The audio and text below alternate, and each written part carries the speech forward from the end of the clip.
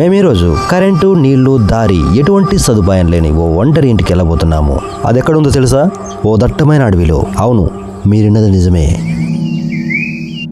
ఇప్పుడు మేము అక్కడికే బయలుదేరాం.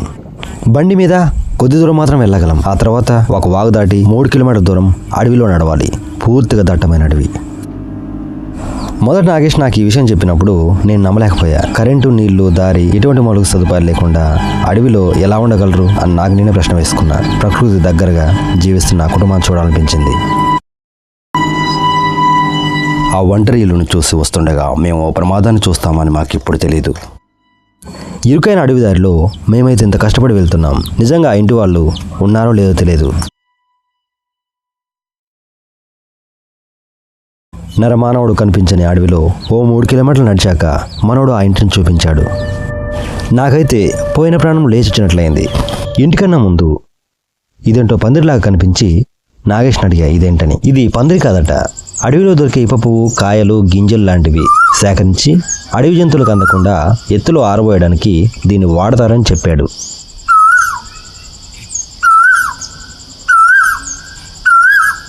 చుట్టూ కంచెలాగా కట్టిన దీనిలో వాళ్ళకి కావలసిన కూరగాయలు, టమాటా, ఆకుకూరలు పండిస్తారని చెప్పాడు. చాలా బాగుంది ఐడియా.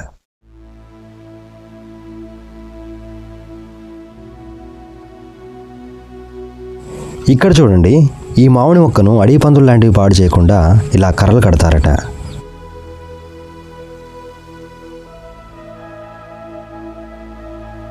మేమైతే ఇంటి లోపలికి వెళ్తున్నాం. ఇది పూరిల్లు. లోపల ఎలా ఉందో చూద్దాం.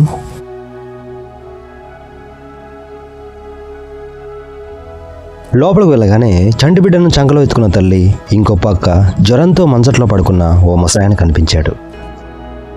వాళ్ళ అనుమతితో లోపల గదిలో ఏముందో మీకైతే చూపిస్తాను. ఇప్పుడు మంచినీళ్ళ కోసం ఓ 4 బిందెలు ఉండాల్సిందే. ఎందుకంటే వీళ్ళకి నీళ్లు 1/2 కిలోమీటర్ దూరంలో ఉన్న వాగులోంచి తెచ్చుకుంటారు.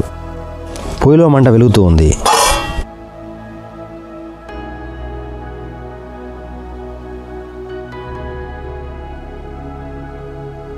చింతపండు ఒలిచి పెట్టుకున్నారు. చింతగింజలు ఇవి జావ చేయడానికి ఉపయోగిస్తారట. ఈ ముసలానికి జ్వరం వచ్చిందని తెలిసింది మాకు. ఈ అడవిలో గత 20 సంవత్సరాలుగా ఈ కుటుంబం ఉంటుందట. తాత, అడవి జంతువులు మిమ్మల్ని ఏం చేయవా అని అడిగితే ఇంట్లో 2 కుక్కలు ఉన్నట్లు చెప్పాడు. పచ్చడి లాంటి రుబ్బడానికి ఉపయోగించే రోల్ ఇది.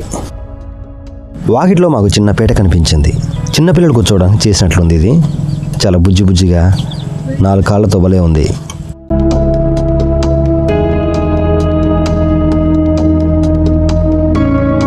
ఆ చిన్న పాప మా దగ్గర రావడానికి భయపడుతోంది. వీళ్ళాయన అడవిలోకి ఏదో పసరమంది తేవడానికి వెళ్ళాడట. అడవి మధ్యలో కొంచెం బయలు చేసి ఈ ఒంటరిల్లు కట్టారు.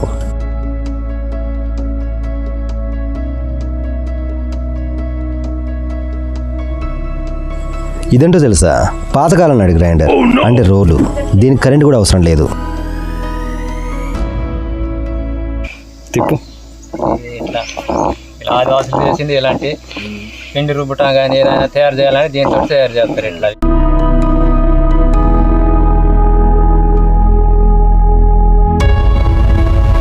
బాగుంది గడ్డ. ఇంత పెద్దగా ఉంది ఏంటి ఇది? ఇట్లాంటి గడ్డలతో మరి ఏదైనా కట్టెలైనా కొట్టాలన్నా కూడా దీంతోనే కొడతారు.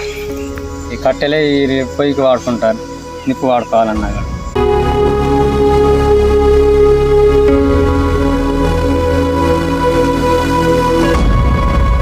ధాన్యం కోసం అట్లా పెడతారన్నమాట. ఒడ్లు నిల్వ చేసుకోవడం కోసం బత్తలు లేకుండా దీంతో.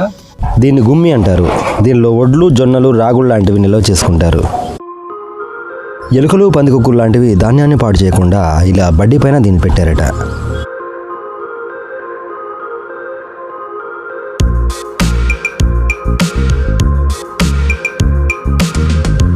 ఇది కూడా చిన్న గుమ్మి.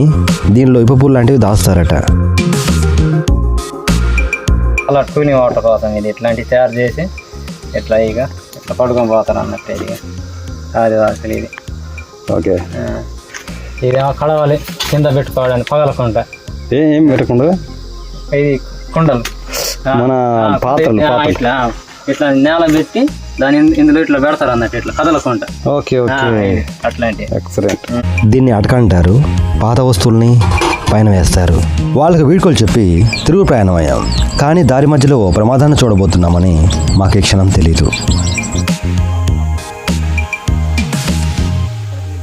ఆ ఒంటరి ఇల్లు వాళ్ళు ఇక్కడికి వచ్చి నీళ్ళు పట్టుకెళ్ళే వాళ్ళట. చెలిమిన నీళ్ళు తాగడానికి, బట్టలు ఉతకడానికి ఇక్కడ దాకా వచ్చేవాళ్ళని నాకు చెప్పాడు.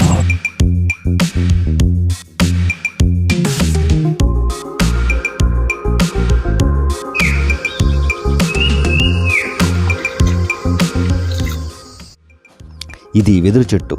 ఇది గడ్డి జాతికి చెందిన మొక్క. చాలా ఎత్తుగా ఎదుగుతుంది. దీని వెదురుతో ఆదివాసీలు గుమ్మీలు, బుట్టలు, చాటలు అల్లుతారు, అమ్ముతారు. దీని నుండి ఓ కాడను వేరు చేయడం అంటే యుద్ధం చేసినంత కష్టం. ఎందుకంటే చెట్టు అంతా తీగలతో ముళ్ళతో అల్లుకొని ఉంటుంది. మేము వీడియో తీసే పనిలో బిజీగా ఉండగా ఓ ప్రమాదాన్ని చూసాం. కార్చిచ్చు అడవి మొత్తం కాలిపోతుంది. ఇలాంటి టైంలోనే నిప్పు కొద్దిగా ఉన్నప్పుడే పచ్చి మంటలతో దాన్ని ఆర్పే ప్రయత్నం చేయాలి.